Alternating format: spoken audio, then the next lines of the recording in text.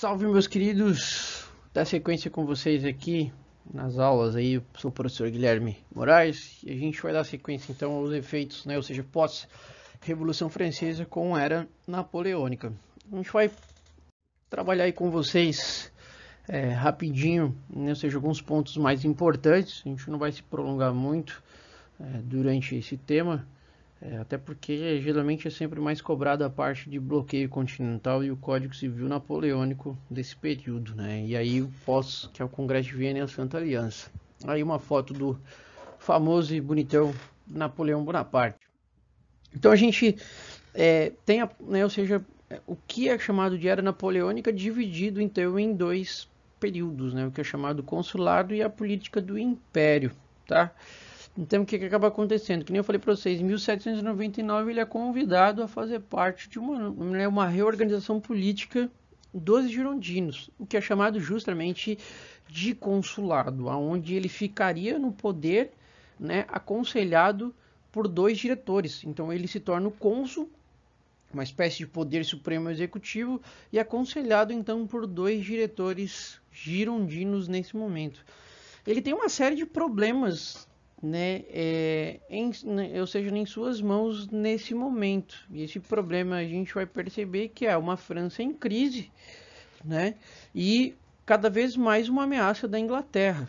Então, o Napoleão Bonaparte ele vai, né, nesse momento começar a se desdobrar para tirar a França de uma crise econômica e não sofrer uma possível invasão da Inglaterra nesse momento, né? Fazer com que, nesse momento, essa rivalidade inglesa atrapalhasse essa recuperação econômica francesa. O que acaba acontecendo? Então, ele dá um golpe de Estado já, ele começa a articular nesse momento um golpe de Estado onde o poder ficasse concentrado neles. Esse projeto político desse golpe é chamado golpe do 18º Brumário, certo? Por quê? Além de anistiar os nobres que foram perseguidos durante a Revolução Francesa, ele reata, né, ou seja, reata, né, não só ações, mas uma boa relação com a Igreja Católica. Situação que os burgueses que colocaram Napoleão Bonaparte no poder vão ficar, de certa forma, desconfiados. Mas isso tudo vai ser pensado, ele vai ser meticuloso, ele vai ser maquiavélico. Por quê? Quando ele anistia os nobres vão enxergar nele uma segurança. Napoleão Bonaparte está no poder, então eu, nobre, não corro mais risco de ser preso ou perder as minhas terras. A Igreja Católica vai ter a mesma sensação. O que o Napoleão Bonaparte está fazendo nesse momento? Ele está começando a criar, ele está começando a inverter os poderes políticos, ele está começando a fazer com que as pessoas tenham a noção que elas só existem politicamente graças ao Napoleão. O objetivo é, né, fazer com que as pessoas dependam do Napoleão Bonaparte. E aí ele vai demonstrar isso quando ele, né, promete uma política de acordo diplomático, né, pacífico com a Inglaterra. Isso vai chocar a burguesia francesa, né? A França tem uma rivalidade, né, de anos e anos atrás com a Inglaterra e de repente ele vai lá e firma um acordo de que a França não vai intervir nos assuntos ingleses e a Inglaterra então assume uma responsabilidade de não intervir nos assuntos, né, ou seja, da própria França. Isso é uma estratégia muito bem pensada, porque vai dar tempo para o Napoleão Bonaparte fazer o plebiscito de 1802. O que é esse plebiscito de 1802? Ele deveria ficar no poder por 5 anos. Mas esse plebiscito, que supostamente dizem fraudulento, né? Há versões sobre isso, fraudulentos, outros dizem que foi, né, votado à força, mas enfim, o resultado determina que ele, como cônsul, não ficaria mais por 5 anos no poder. Ele ficaria simplesmente por tempo indeterminado, ou seja, ele teria um cargo vitalício à frente da França nesse momento. Isso determinado em 1802. Olha como ele vai ser bastante maquiavélico.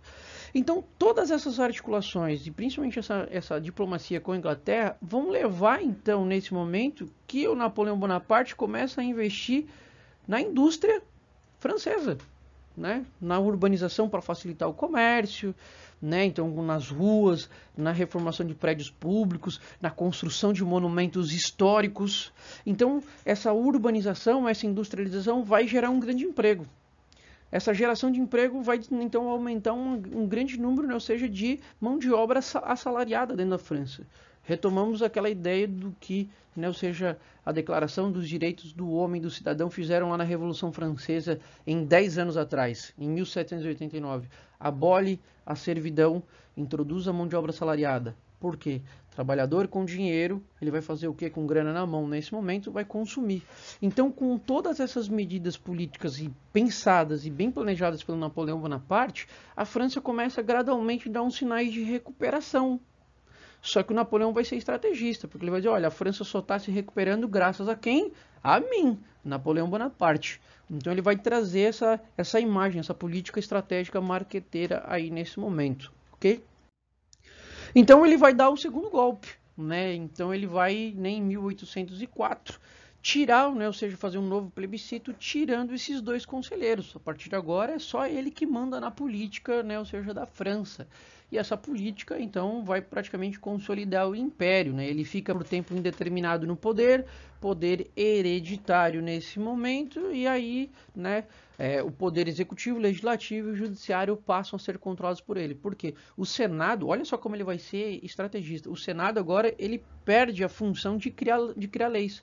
Ele passa a ser um instrumento figurativo de fiscalizar as leis. Quem é que vai, né, ou seja, ser o conselho legislativo do Napoleão Bonaparte? O tribunato. O que é esse tribunato? Vai ser um conselho aonde os componentes desse conselho serão escolhidos pelo Napoleão Bonaparte. Ele, como um grande general, quem que ele vai escolher nesse momento, então, para ser os seus conselheiros? Militares. E não é à toa que, através dessa política, né, quem vai comandar a política na França são os militares, né, os companheiros, braço direito do próprio Napoleão Bonaparte. Em 1804, né, aí o primeiro ponto de importância com vocês está, né, para o vestibular, é o Código Civil Napoleônico. Ele vai, então, buscar todas as leis criadas durante a Revolução Francesa, né, e numa forma de agradar a nobreza, o clero e principalmente a burguesia, ele faz um compilado de todas as leis e ainda mais colocando a interpretação do próprio Napoleão, do próprio líder do Estado. Por isso que é chamado Código Civil Napoleônico. Determina o fim dos privilégios feudais, assegura a igualdade jurídica e política econômica através do direito à propriedade privada, porém desagrada aí alguns indivíduos mais radicais da burguesia. Ele restaura, né, nesse momento a escravidão nas colônias. Então, né, em territórios como Haiti é determinado em 1804 que os negros voltem a ser reescravizados nesse momento. E ele também vai restaurar a lei de Chapelier, né, proibindo a greve, né, considerando a greve como um instrumento de oposição, como um crime federal, certo? Então ele garante o apoio de toda a elite política e econômica da França, certo? E o que ele vai fazer então a partir desse momento? Ele vai então, a partir de 1805, iniciar uma política expansionista. Ele vai conquistar mais territórios nesse momento. Então a gente tem de 1805 até mais ou menos 1807 toda a Europa Ocidental conquistada pelo Napoleão Bonaparte, certo? Quem é que falta então nesse momento... Quem é que falta nesse momento, né, propriamente ser dominada? A Inglaterra.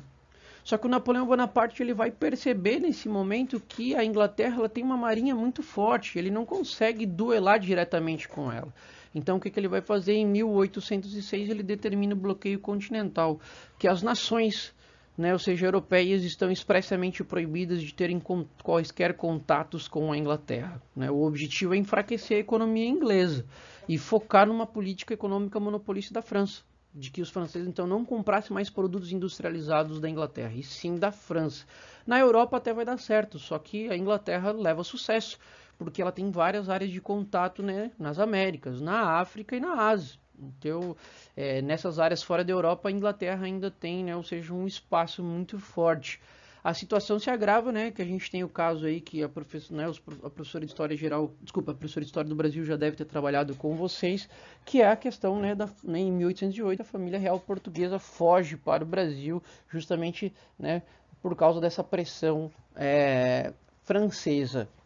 E aí a gente tem a derrota, né? Fechando com vocês rapidinho aqui, a derrota do próprio Napoleão Bonaparte. Porque o que acaba acontecendo? Em 1811, nós temos então a Rússia descumprindo, né, esse bloqueio continental. E aí então Napoleão Bonaparte, né, com milhares de homens, vai invadir a Rússia, né? A Rússia numa questão estratégica de política de terra arrasada, né, de não deixar nada para os franceses, né, e ainda mais nós teremos, né, ou seja, o inverno rigoroso russo, consequentemente, né, sendo fatores fundamentais para derrotar. A maior parte do exército francês morre de fome, morre de frio, e aí o Napoleão Bonaparte está praticamente enfraquecido em 1814, né, porque a maior parte do seu exército morreu tentando invadir a Rússia sem sucesso, e aí então a Inglaterra invade a França nesse momento e destrona o próprio Napoleão Bonaparte. Aqui está um mapa, né, para exemplificar para vocês, né, muito bem, aqui vocês estão vendo em verde, na linha verde, o que, né, ou seja, o bloqueio continental, né, uma forma de tentar isolar. Só que lembrando que aqui, ó, eu vou sinalizar com vermelho rapidinho com vocês, ó, Portugal fica aliado, né, como vocês já viram em história do Brasil, Portugal fica aliado, né, nesse momento da Inglaterra aí, certo? Perdoe que eu acho que tá me dando soluço, que tô falando pra caramba. Então, pra gente fechar, o que nós temos aí como efeito dessa política, né, pós-Napoleão Bonaparte? Que o Napoleão Bonaparte vai ser preso, consegue fugir, consegue retomar o poder e aí depois ele acaba sendo preso de novo, onde ele fica preso, né, até 1821, os seus últimos anos de vida. Por fim, como efeito da era napoleônica, nós temos o Congresso de Viena e a Santa Aliança. O que é o Congresso de Viena? Todas as nações que sofreram com a invasão napoleônica, né, serão, né, praticamente devolvidas ao poder, e aí a Inglaterra, que lidera o Congresso de Viena nesse momento, determina, então, olha aqui, ó, uma série de situações que o absolutismo vai ser considerado, né, nesse momento, dentro da Europa continental, o único modelo exemplar de governo. Então, restaura-se todas as, né, ou seja, os monarcas que foram destronados pelo Napoleão Bonaparte. Todos os territórios que foram então invadidos pelo Napoleão Bonaparte serão reorganizados nesse momento de acordo com o Congresso de Viena. 2 territórios sofrem alterações comportamentais. Os territórios germânicos, certo? E a Itália. Eles serão divididos e redistribuídos para a Áustria, para a Prússia e para a França, certo? Outro fator é que o Congresso de Viena, além de combater, né, ou seja, as ideias liberais, né, ou seja, tanto da alta burguesia quanto baixa burguesia, devolveu o trono, né, ou seja, para, né, a monarquia francesa, certo? E para garantir o combate das ideias liberais nesse momento, certo, vai ser construído dentro da, como uma extensão do Congresso de Viena, o que é chamado a Santa Aliança. Rússia, Prússia e Áustria se comprometem a fazer um exército e combater as ideias liberais não só na Europa. Por que o Congresso de Viena agrada a Inglaterra, mas a Santa Aliança não, certo? A Inglaterra, percebendo que quando essas monarquias absolutistas seriam restauradas, elas voltariam à política econômica da agricultura. E a Inglaterra retomaria o discurso de que ela era a única nação industrializada.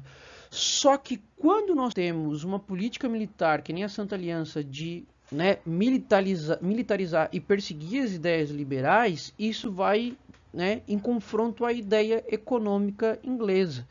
Por quê? Essa Santa Aliança vai fazer a ideia de um discurso combater o liberalismo econômico, de ainda reforçar a escravidão, certo? A Inglaterra, já consolidada no capitalismo, vai começar então a partir desse momento a fazer campanhas abolicionistas, para que então o capitalismo pudesse girar, né, fizesse a transição da mão de obra escrava para mão de obra assalariada.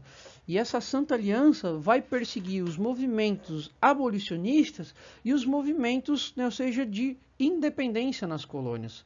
Então isso vai em confronto às ideias liberais inglesas. Por isso que a Inglaterra fica de acordo somente com, né, o Congresso de Viena, porém ele vai ser contrário à Santa Aliança, certo? Encerro aqui, né, ou seja, com vocês essa aula de era napoleônica. A gente, bem resumidinho aqui para vocês, mas os pontos mais importantes de vestibular. Qualquer dúvida, manda uma mensagem no Unimestre aí pra gente. E não esqueça de dar, né, ou seja, um like, aí, um retorno da hora para nós aí, porque a gente fica bem contente com as participações de vocês. No mais, um forte abraço para vocês e até a próxima aula, beleza? Beijo no coração de vocês e se cuidem e fiquem em casa.